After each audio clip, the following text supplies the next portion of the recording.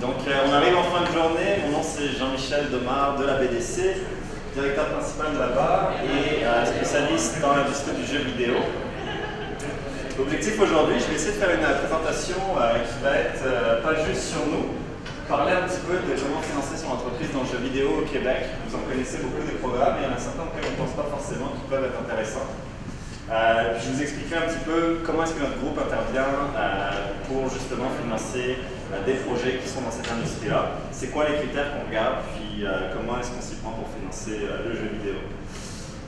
Pour commencer, dans le fond, souvent quand je parle avec des studios ou avec des acteurs dans l'industrie, on me dit toujours que chercher du financement au Québec, quand on est dans une industrie dans le jeu vidéo, ça ressemble beaucoup à ça. Il y a beaucoup de programmes. Il y a des programmes qui commencent à partir de tel moment, d'autres qui commencent à partir de tel moment, puis en fait, essayer de se retrouver là-dedans, ça ressemble beaucoup à ça. Puis si vous pensez que je plaisante, en fait, ça ressemble à ça. Donc vous avez beaucoup d'acteurs qui sont plus ou moins présents à des différents niveaux. Je suis désolé pour les logos de tes... on les enlève, si je veux, genre... Laisse-moi changer ça vite fait. Mais plus sérieusement, dans le fond, les entrepreneurs vont parler soit avec, dans le fond, du financement bancaire, des partenaires comme le FMC, des sociétés de la couronne comme BDC, EDC, ou au niveau municipal avec PME Montréal et les CLD, les ex-CLD, les investisseurs, Neige Capital, etc. Beaucoup de choses auxquelles on ne pense pas. Si on devait les catégoriser dans différents... je ne sais pas si tu avais une question tantôt, j'ai vu que tu levais la main, je ne savais pas si c'était le cas. Non, ouais, non, c'était juste un mouvement. N'hésitez pas, si vous avez des questions, le mieux c'est de faire les réponses à la fin, mais si vous avez vraiment une question urgente, ça me fait plaisir. N'hésitez pas, genre, je perds rarement le fil, donc on peut me tester. Donc il y a des différents acteurs, par exemple quand vous êtes vraiment en démarrage et vraiment à cette étape-là, les mieux c'est PME Montréal et Futurpreneur, que vous connaissez certainement tous assez bien. Bien entendu, Execution Labs, fut un temps ils étaient plus actifs, maintenant on sait qu'ils font moins de tickets en démarrage. Il y a des aides financières bien entendu à aller chercher avec les programmes, tout le monde connaît le crédit multimédia de Saint Graal, mais il y en a d'autres aussi, dans le fond il y a beaucoup d'aides qui peuvent être faites pour de l'exportation, de la représentation étrangère avec Export Québec, dans le fond pour l'innovation technologique j'en vois de la part du CNRC, qui sont souvent des subventions, donc du cash. Qui est obtenu assez, dans le fond, on dépose un dossier, on rencontre une personne là-bas, on évalue la pertinence du projet, puis en fonction, ils ont un projet qui distribue. Financement court terme, banque à charte, souvent avec une garantie d'EDC ou d'investissement Québec. Donc c'est des acteurs avec qui il faut parler, qu'il faut connaître. Et bien entendu, du côté investissement, il faut savoir qu'il n'y a pas tant d'acteurs que ça au Canada qui sont vraiment spécialisés dans l'investissement dans le jeu vidéo. Oui, bien sûr, il y a Investissement Québec ici, qui avait commencé en fait avec son fonds sur la propriété intellectuelle. Vanedge à Vancouver aussi, dans des contextes bien précis. Les autres, dans le fond, j'ai mis White Star et X-Men parce que ce sont des anciens dans le fond d'industrie qui connaissent bien ça, donc ça pourrait les tenter sur quelques dossiers, même si ce n'est pas leur cheval de bataille. Je vous ai donné beaucoup de programmes, le mieux c'est de les regarder en fait en fonction des différents acteurs. La meilleure façon d'évaluer la pertinence d'un programme pour votre entreprise, c'est en fonction du risque que vous souhaitez financer. Financer de l'innovation technologique, donc du développement de propriété intellectuelle, ce n'est pas la même chose que financer des comptes clients, ce n'est pas la même chose que financer du crédit d'impôt. Chacun de ces postes a un risque associé à ça. Plus le risque est important, plus le taux d'intérêt est élevé, ou plus, dans le fond, il va falloir parler à des partenaires spécifiques, parce que ce n'est pas tous les partenaires qui sont prêts à prendre ce niveau de risque-là. Donc, en fait, quand je mets audace technologique, c'est souvent en fait, lié au risque, c'est-à-dire que plus on est en amont du projet, et moins il y a de chances, par exemple, tu as un entrepreneur qui vient te voir en pré-démarrage avec une entreprise qui est au stade de l'idéation, c'est sûr que c'est difficile d'obtenir du financement avec un partenaire bancaire. Là où peut-être qu'un FMC, lorsque le projet est bien monté, va être capable d'intervenir. Donc, vous avez les financements de démarrage, souvent avec le PME Montréal, FMC, les investisseurs qui vont accepter des risques beaucoup plus importants. Et en dessous, bien entendu, dans le fond, vous voyez où est-ce que se positionne BDC. On est généralement à une étape un petit peu plus avancée. Ça va bien entendu jusqu'aux banques où c'est sûr que, étant donné que le taux d'intérêt sont bas, la tolérance au risque est plus faible. Si Je devais aussi expliquer d'une façon, si on regarde le cycle de vie de l'entreprise, dans le fond, j'ai essayé de simplifier ça en 3 étapes. Première étape, prototype et preuve de concept. Deuxième étape, premier projet d'exploitation. Troisième étape, répétition du modèle. Donc c'est important, en fait, quand vous allez taper à la porte d'un partenaire, de regarder vraiment à quelle étape vous êtes situé avant d'aller taper aux portes, parce que, par exemple, on parlait d'investissement tout à l'heure, les investisseurs, il y a des investisseurs qui sont là en cible, il y a des investisseurs qui sont là en série A, puis c'est pas, dans le fond, les mêmes investisseurs qui vont investir dépendamment du degré d'avancement des projets. Donc quand on regarde à l'échelle d'une entreprise, mis dans le temps, là, on pourrait dire que les 2 premières années, c'est souvent prototype et preuve de concept, c'est-à-dire qu'on ne regarde pas le projet, on regarde vraiment l'entreprise, ça fait combien de temps que vous êtes en affaires avec vos partenaires, combien de jeux vous avez créés, qu'est-ce qui s'est passé dans vos projets de commercialisation, comment ça a évolué, pour voir dans le fond, est-ce qu'on est rendu à l'étape A, B ou C.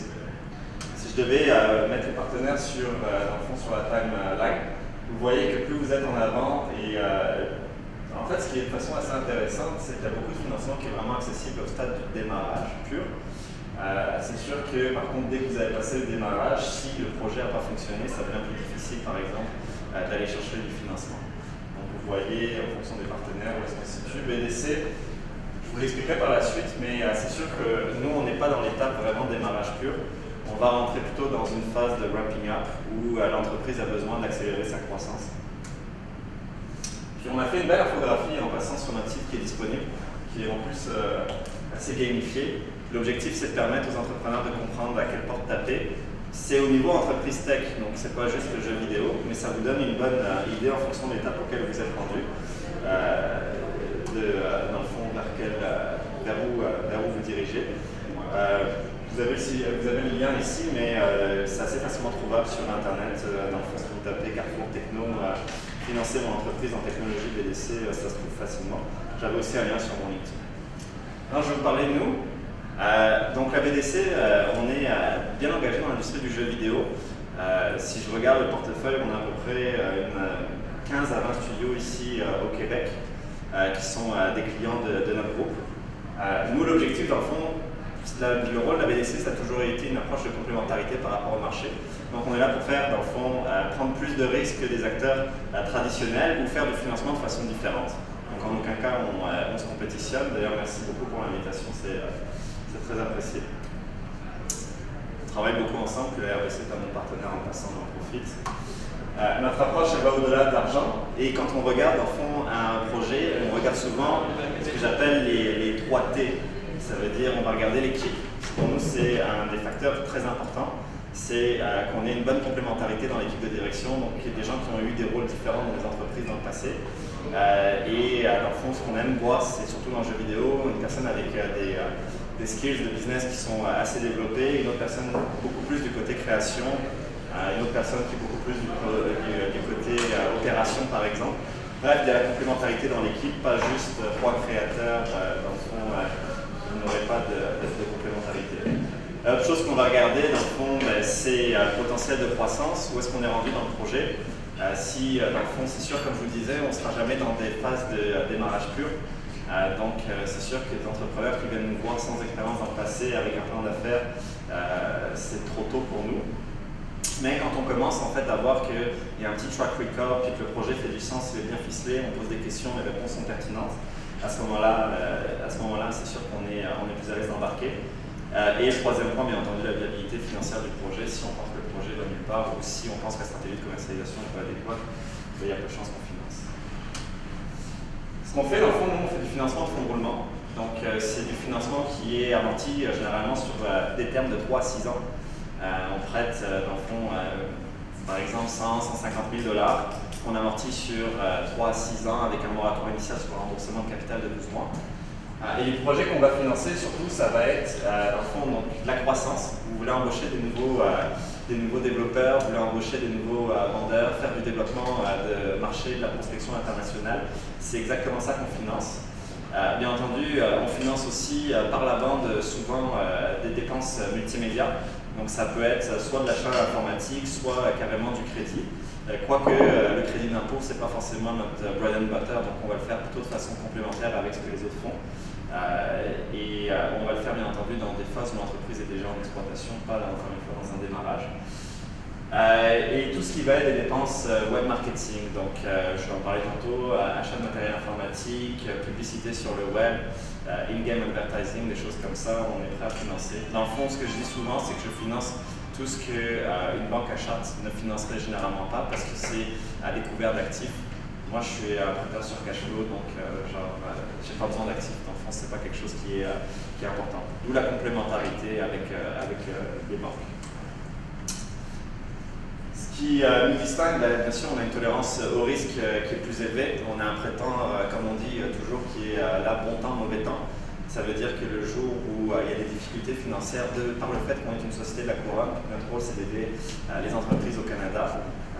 On va essayer par tous les moyens de donner un peu d'oxygène à l'entrepreneur et d'agir comme pas un médiateur, j'aime pas forcément ce mot-là, mais essayer de faciliter la relation avec d'autres partenaires qui seraient peut-être moins tolérants vis-à-vis du risque.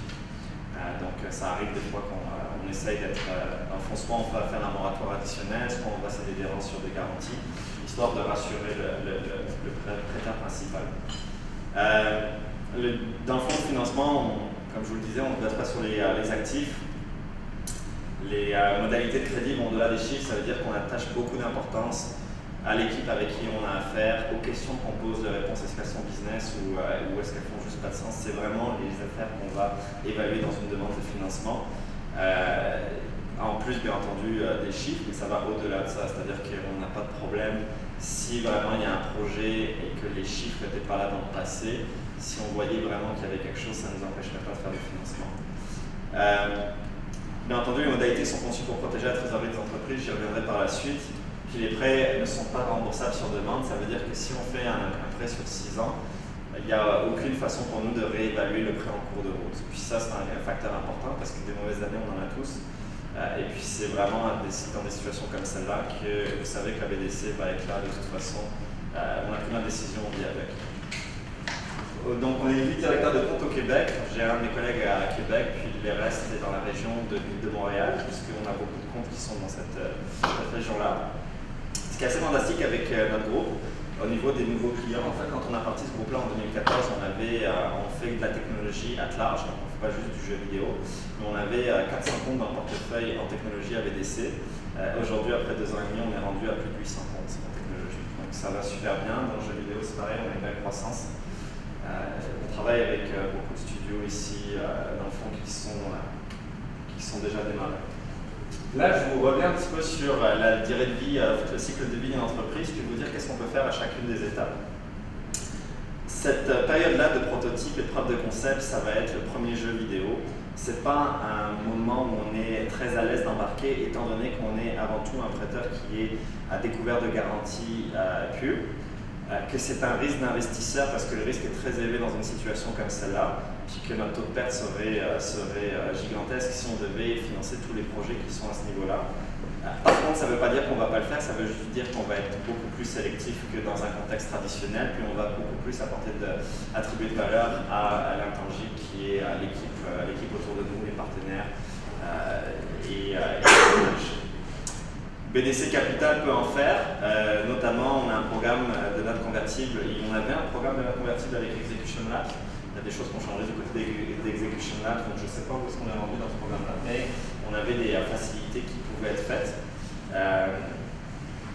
On a aussi bien entendu une entente avec Futurpreneur, j'imagine qu'il y en a beaucoup parmi vous qui, quand ils étaient plus jeunes, ont utilisé cet outil, je le trouve vraiment fantastique. Pour tous les entrepreneurs qui ont 39 ans et moins, c'est des prêts dans le fond qui sont attribués vraiment en démarrage pur, basés uniquement sur un plan d'affaires. À l'étape où le jeu s'approche de la commercialisation, on parle de montants de 30 000 $ de la part de BDC en plus d'un 15 000 de la part de Futurpreneur. Donc ça, c'est vraiment une super belle porte d'entrée dans la banque. Puis ça permet de bâtir la relation. J'encourage vraiment tout le monde à utiliser ces outils. Notre groupe, on en a fait quelques-uns dans le passé. Puis les critères sont vraiment un petit peu plus piqués que ce qu'on verrait à des étapes ultérieures, étant donné qu'on n'a pas d'historique avec l'entreprise, qu'il n'y a pas d'historique de cash flow, et comme on est un prêteur vraiment qui attribue notre raisonnement sur la capacité de l'entreprise à générer dans le fond des des bénéfices pour rembourser le prêt. C'est sûr que dans ces situations-là, on va être plus difficile. Ce qu'on va regarder beaucoup, c'est est-ce que vous avez été capable de chercher des partenaires comme le FMC, comme des Venture Cap ou du Friends and Family Money, par exemple comme un investissement Québec. Pour nous, dans le fond, c'est des choses qui sont importantes parce que ça permet dans le fond, partager le risque à plusieurs. Projet d'exploitation, donc quand une entreprise a 2 ans à 4 ans, elle a déjà fait un projet, 2 projets, ça a plus ou moins marché, mais l'entreprise a appris beaucoup dans le fond dans ces projets. La manière à laquelle j'ai structuré, je pense que vous voyez à chaque fois, ce sont des courbes de cash flow, puis l'entreprise va d'abord lever de l'argent, burner cet argent, sortir son jeu, là elle commence à faire des ventes. Une fois qu'elle fait des ventes, les cash flows remontent, mais là elle utilise ces cash flows pour la production d'un jeu ultérieur, donc c'est pour ça que c'est aussi fluctuant dans le temps. Nos prêts donc remboursables de 3 à 6 ans, je vois 8 ans c'est une coquille. Donc fonds de roulement de l'entreprise, ça veut dire financer tout ce que dans le fond qui est généralement immatériel, donc il n'y a pas de limite. Et l'objectif dans le fond c'est de rembourser, ça peut être en escalier, ça peut être de façon linéaire, ça peut être dans le fond remboursable après sous forme de ballon par la suite. On est quand même assez flexible si les besoins sont vraiment présents. Donc saisonnier, linéaire, escalier, ça vous donne une idée. Et dans un contexte ultérieur de croissance, donc l'entreprise a déjà posé ses assises et commence à vouloir une croissance plus forte, on est capable, dans le fond, nos financements vont jusqu'à 30 millions. Vous le voyez, dans le fond, BNC, il y avait une transaction qu'on avait rendue officielle, c'est qu'on est, dans le fond, actionnaire dans Budge. C'en est un, dans le fond, qui était à cette étape-ci. Puis, c'est une très belle business qu'on supporte depuis déjà assez longtemps. C'est ça, donc on peut aller jusqu'à 35 millions en financement, équité, quasi-équité. Dans le fond, l'objectif, c'est vraiment d'aider les entreprises du Canada à devenir des acteurs plus performants, plus innovants et plus compétitifs à l'échelle internationale pour bâtir des belles entreprises ici. C'est ça la philosophie. Je ne rentrerai pas trop dans les détails pour la consultation, mais on a aussi une branche de consultation qui est capable d'aider sur des problématiques soit de croissance, soit de productivité, soit des capacités organisationnelles, genre les RH, les finances. Des fois, c'est des besoins des entrepreneurs non mensuels. Donc voilà, ça fait le tour. J'ai voulu faire un petit peu plus large au niveau du portrait d'industrie. Par contre, ça me fait toujours plaisir. Si vous avez des questions, je peux les répondre maintenant. Puis si vous avez d'autres questions aussi par la suite, vous allez mes coordonnées.